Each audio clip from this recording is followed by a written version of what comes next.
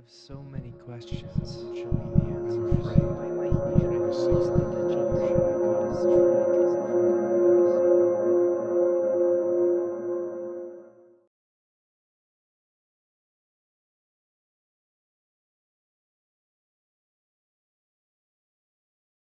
Welcome back, everyone, to An Ordinary Search for Truth. My name is Nate, and today I wanted to talk to you about nothing. Now, that might sound odd to you. How can I talk to you about nothing? What's there to talk about? Well, let me ask some questions really quick that perhaps you haven't thought about. For example, why is there something rather than nothing?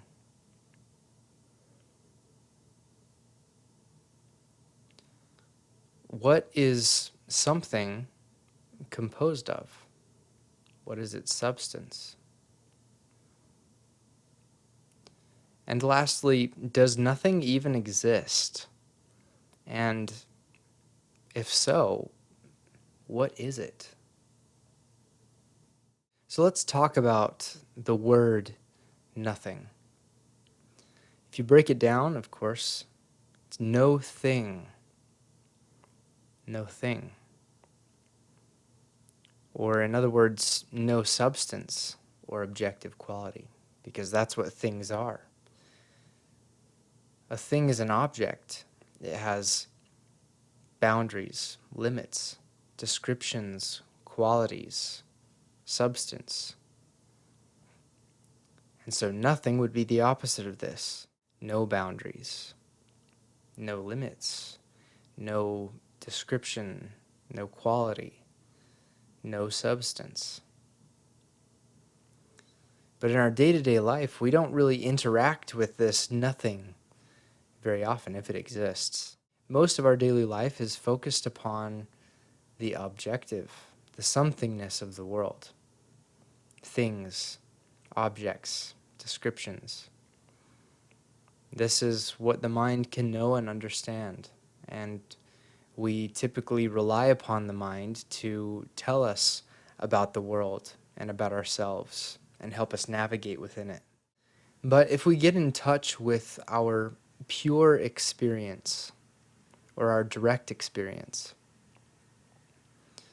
what we come to realize slowly is that when we remove thoughts and concepts and beliefs, mental descriptions, when we remove these things from our experience, what is revealed is that what we actually experience is appearance within consciousness. We know that we are conscious.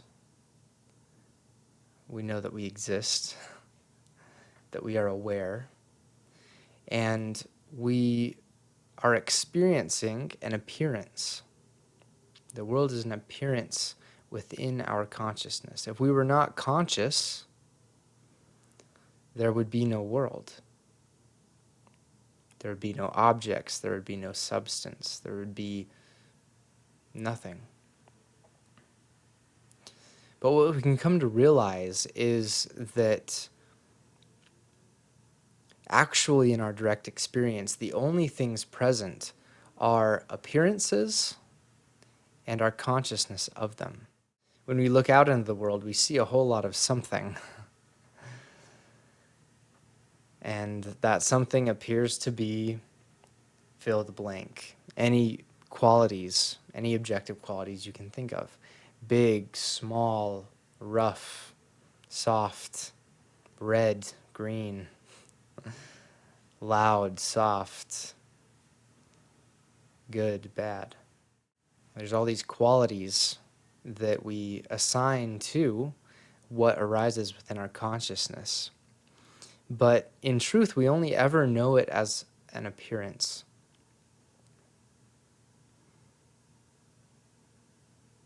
We don't know truly what anything is beyond what it appears to be. Nor can we prove that anything exists beyond what it appears to be. And additionally, we cannot prove that appearance can exist without consciousness to be aware of it. And typically in the world of spirituality, we can use various means of getting in touch with the nothingness of the world. We can use altered states whether through meditation and concentration or psychedelics, dream exploration. We can use many different avenues to explore our experience. And what we discover is that what appears to be objectively true or factual or solid is merely a mental projection, that we're only ever interacting with a mental projection of the world, an appearance within our mind that we take to be real, that we take to be objective or solid or of substance. And this appearance is always just known by consciousness.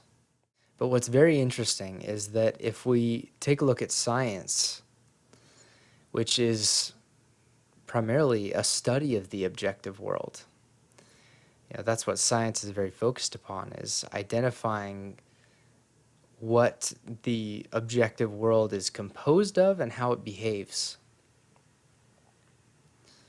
But the harder we try to look at the substance in which the world is composed of, the deeper we go down that rabbit hole, the less substantial it becomes. And when we finally get down to the quantum levels of the world, of the universe,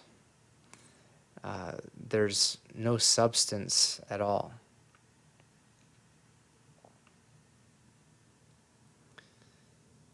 So cutting-edge science confirms that the world that we interact with, that we believe to be very substantial and solid, is in fact not so. And that it only appears to be that way. It's kind of an illusion. Like I said before, a mental projection. And it's a very useful one. It helps us survive and interact within the universe. But just because it appears to be that way does not mean that it actually is that way. And so through meditation on nothingness, where we can experience no self, where we can experience consciousness without any content, without any things that are being known by consciousness, pure consciousness. Or whether we go through science and discover nothingness that way, the illusion of substance.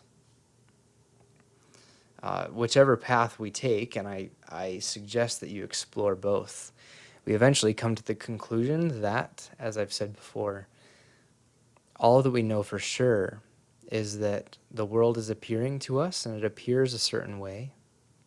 It seems to be a certain way, and that we know this world through consciousness.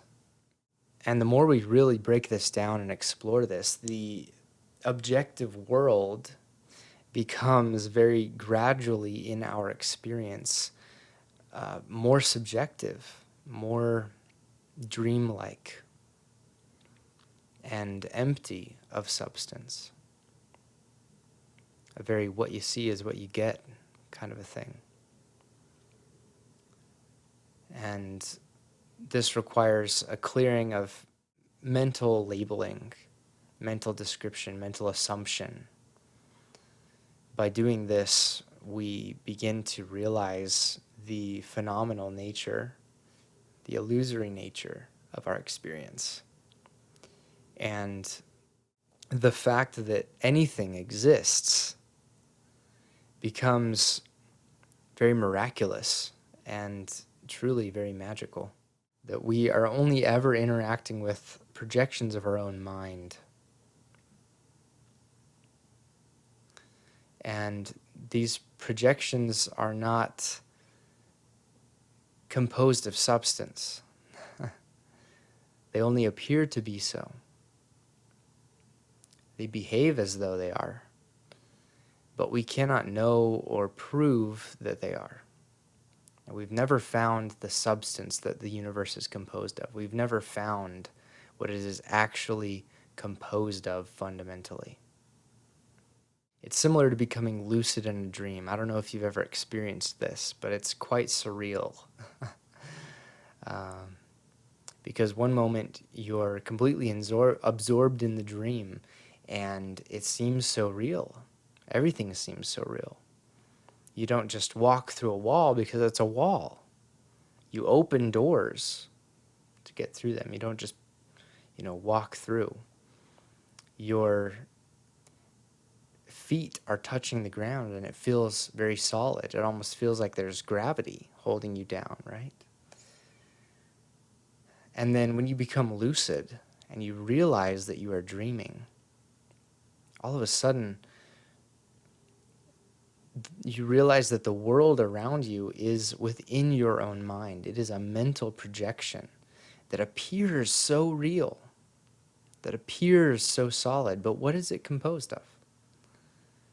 In your dream, are you interacting with atoms and energy and molecules and forces and physics and gravity?